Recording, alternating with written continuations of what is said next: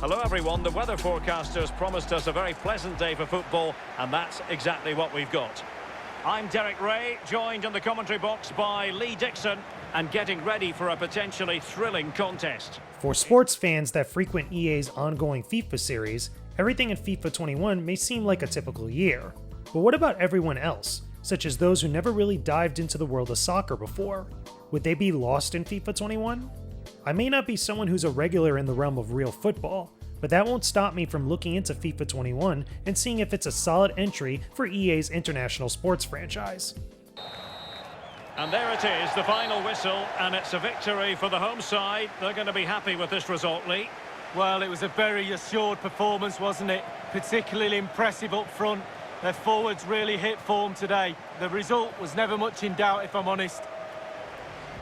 How's it going, everyone? My name is Jakejames Lugo, and welcome to the channel. I'm here to bring you this review of FIFA 21 for the PlayStation 4, which comes courtesy of the group Anime and Chill. Big shout outs to them for sending me a copy of the game to review for all of you guys. So let's just dive right into this and see if FIFA 21 is actually really good. Like I said before, I'm not super hardcore into soccer or the EA sports games for that matter, but should that be the only important thing when you're playing any sort of game? Especially when there's a lot of people out there who are probably like me and never dived into the soccer games all that much. So I'm going to look at whether FIFA 21 is a great package or not, rather than just a great soccer game. Immediately at the start, FIFA 21 throws you into a game of soccer without ever even going to the main menu. I get that most soccer heads want to get into the action right away, and maybe this is a thing with other EA sports games, but let me at least get to the main menus first. Some players might want to actually enter the tutorials and look through the options before really getting knee deep into the spectacle of the sport. And that's probably my biggest hurdle with FIFA 21, just how much the game throws at you all in one shot. This happens in the soccer games you play, the menu and transitions between different modes, and even during the loading screens before the start of a match. It's a sports game, so there's many different layers to the experience. That's not really a bad thing at all. But easing everyone into all the information would have been so much better than the constant info dump that you're faced with.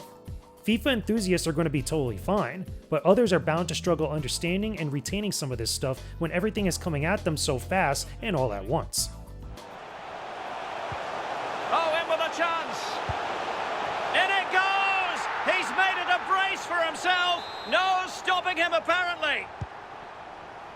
But what about the football itself? I can't deny that the presentation of FIFA 21 looks amazing.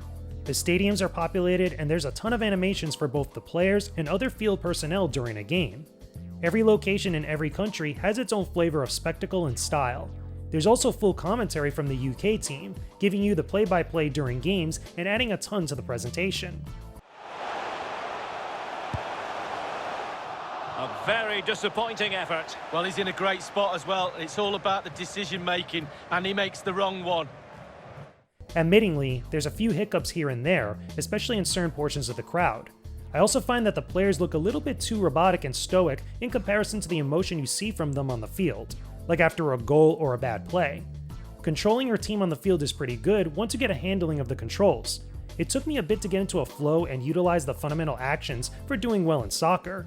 But once everything had clicked with me, I was making some good plays on the field. Switching up between players is easy and allows you a great deal of control.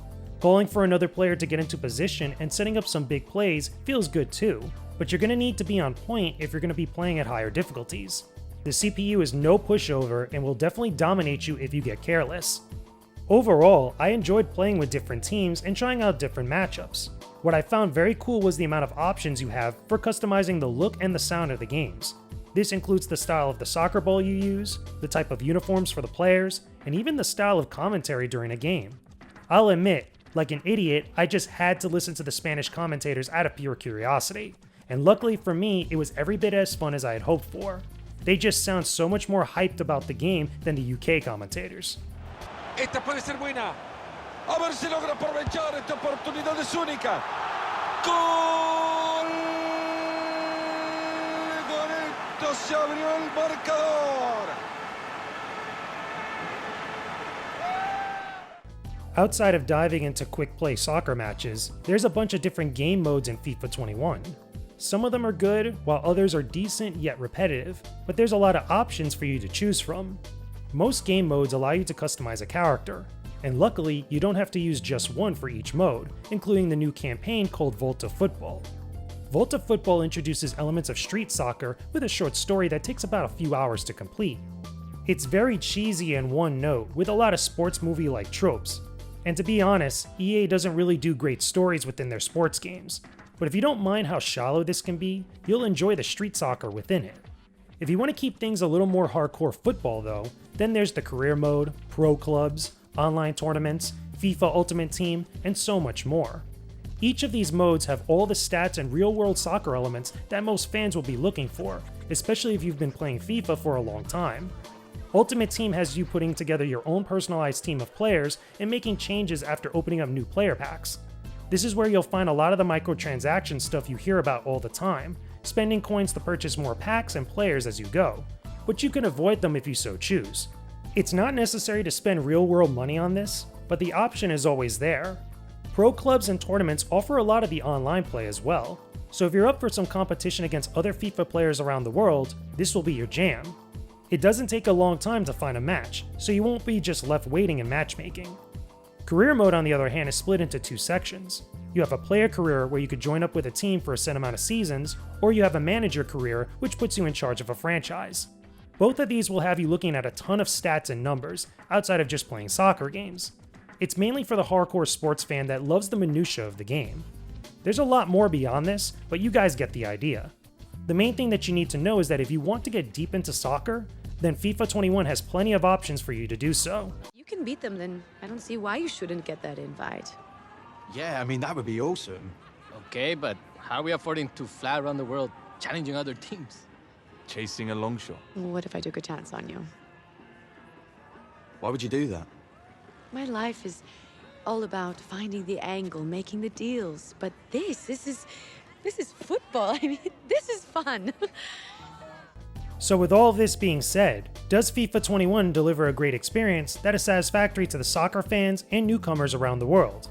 Can I really recommend it? While the visuals still make the game look fantastic, I find that everything else can still use some improvements, especially when it comes to giving players the barrage of info on FIFA 21's newest additions.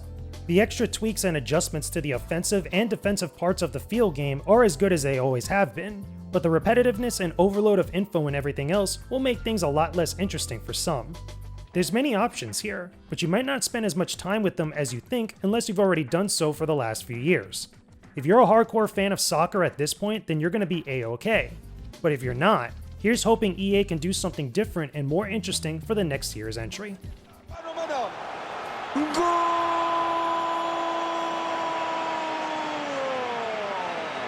Y en el fondo termina la pelota, se aplica la presión alta y tienen éxito.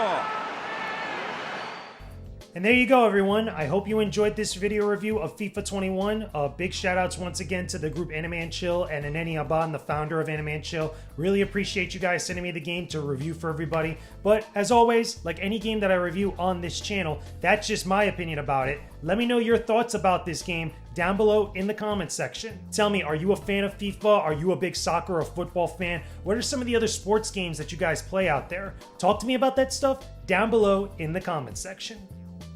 Hey there everyone, thanks for watching this video. I appreciate all of your support as always. On the side here I have some game reviews and other cool videos you might like to watch. Make sure you leave me a comment down below and subscribe to the channel too. Don't forget to hit that bell icon to be in the know when I post up new videos for you to check out. I'll talk to you all again real soon. Peace out and stay epic everybody.